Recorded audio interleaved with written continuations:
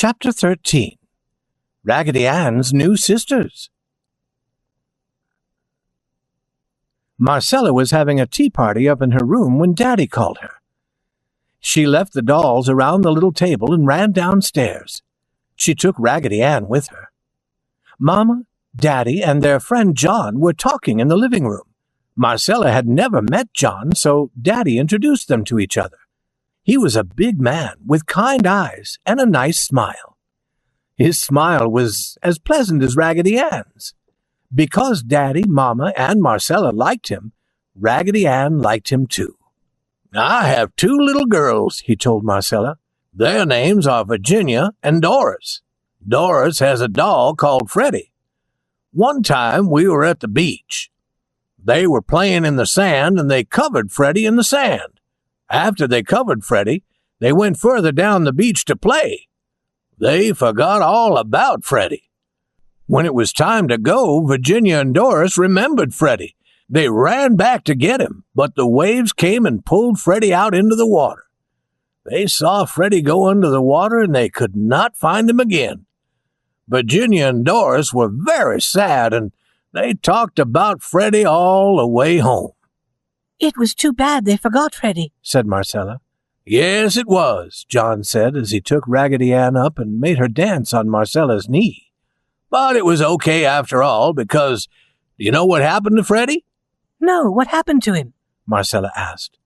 "Well, first of all, when Freddie was covered with the sand, he enjoyed it very much. He didn't mind when the waves came up over him.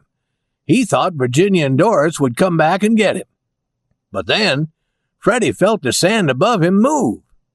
It felt as if someone was getting him out. Soon his head was uncovered.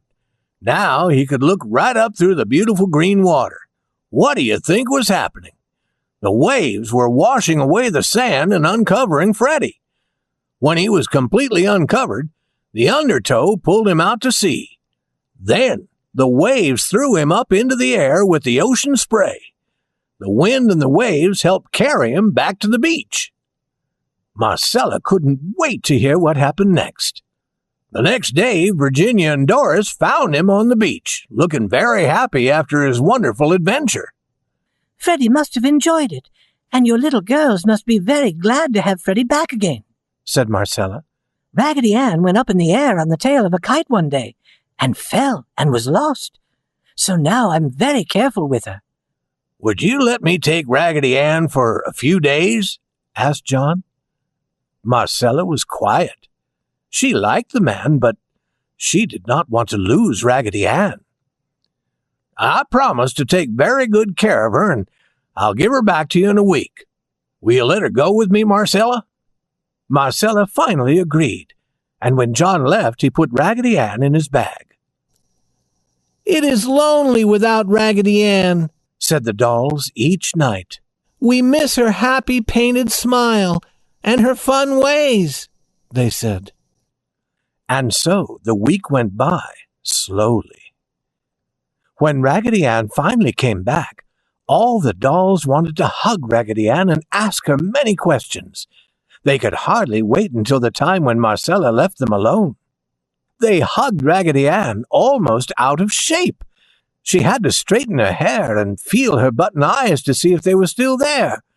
Then she said, "Well, what have you been doing? Tell me all the news." "Oh, we just had the usual tea parties and games," said the tin soldier. "Tell us about yourself, Raggedy. We missed you so much." "Yes, tell us where you have been and what you have done, Raggedy," all the dolls said. Just then, Raggedy Ann saw that one of the penny dolls was missing a hand. "How did this happen?" she asked as she picked up the doll. "I fell off the table and hit the tin soldier last night when we were playing. But don't worry about a little thing like that, Raggedy Ann," the penny doll said. "Tell us about yourself. Did you have a nice time?" "I will not say anything until your hand is fixed," Raggedy Ann said. So Helen found a bottle of glue. "Where's the hand?" Raggedy Ann asked. "In my pocket," the penny doll answered. Raggedy Ann glued the penny doll's hand in place and put a piece of cloth around it to hold it until the glue dried. Then she said, When I tell you about this wonderful adventure, I know you will all feel very happy. It almost made me burst with joy." The dolls sat on the floor around Raggedy Ann. The tin soldier sat with his arm over her shoulder. "Well, first when I left," said Raggedy Ann, "I was put in John's bag. It was stuffy in there, but I did not mind it. I think I fell asleep. When I woke up, I saw John's hand. Then the hand took me from the bag. John danced me on his knee. What do you think of her?" he asked 3 other people sitting nearby. I was so interested in looking out of the window that I did not listen to what they said. We were on a train, and the scenery was just flying by. Then I was put back in the bag. The next time I was taken from the bag, I was in a large, clean, bright room, and there were many, many workers all dressed in white aprons. John showed me to the people in aprons. Then they cut my seams and took out my cotton. And what do you think? They found my lovely candy heart. It had not melted at all as I thought. They put me on a clean white cloth on a table. Then they drew all around my body with a pencil. After that, they filled me with cotton again and dressed me. I stayed in that clean, big, and bright room for 2 or 3 days and nights. I watched my sisters grow from pieces of cloth into dolls just like myself. "Your sisters?" the dolls all shouted in astonishment. "What do you mean, Raggedy?" "I mean," said Raggedy, "that John borrowed me from Marcella so that he could make dolls exactly like me. Before I left the big clean room, there were hundreds of dolls. They are all so much like me, you wouldn't be able to say which one is me and which one is not." "We could tell it's you by your happy smile," said Lisa. "But all of my sister dolls have smiles just like mine," answered Raggedy Ann. "And button eyes?" the dolls all asked. "Yes, button eyes," Raggedy Ann said. "I would know that it's you because of your dress, Raggedy Ann," said Lisa. "Your dress is 50 years old. But my new sister rag dolls have dresses just like mine. John used cloth for their dresses that was exactly like the cloth in my dress." "I know how we could tell you from the other dolls, even if you all look exactly alike," Helen said. She had been thinking for a long time. "How?" asked Raggedy Ann with a laugh. "By feeling your candy heart. If the doll has a candy heart, then it is you, Raggedy Ann." Raggedy Ann laughed. "I'm so glad you all love me so much, but I am sure you wouldn't be able to tell me from my new sisters except that I am old and worn.